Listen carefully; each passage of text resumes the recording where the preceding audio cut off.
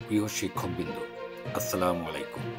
বর্তমানে এমপিওভুক্ত শিক্ষকদের মধ্যে লক্ষাধিক শিক্ষক বেতন না পাওয়ার কারণে চরম সংকটে রয়েছেন। তাদের সংসার চালানো কঠিন হয়ে পড়েছে, যা একটি গুরুতর সমস্যা। আজকের আলোচনায় আমরা এই সমস্যার কারণ, সম্ভাব্য সমাধান এবং শিক্ষা মন্ত্রণালয়ের সর্বশেষ আপডেট নিয়ে বিস্তারিত আলোচনা করব। বেতন সমস্যা ও এর কারণ। ইলেকট্রনিক ফান্ড ট্রান্সফার ইএফটি জটিলতা। অনেক শিক্ষক ইএফটির মাধ্যমে বেতন উত্তোলন করতে পারছেন না। বিশেষ করে সুনামগঞ্জের জগন্নাথপুরের 250 জন শিক্ষক 2.5 মাস ধরে বেতন পাচ্ছেন না। তথ্যগত অসঙ্গতি।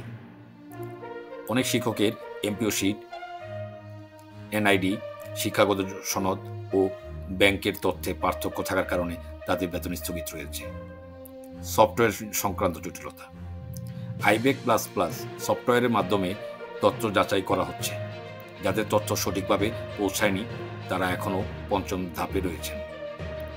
ডট বা চিহ্ন সংক্রান্ত সমস্যা।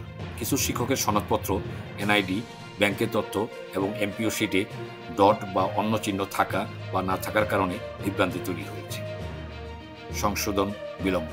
যাদের তথ্য সংশোধন করা প্রয়োজন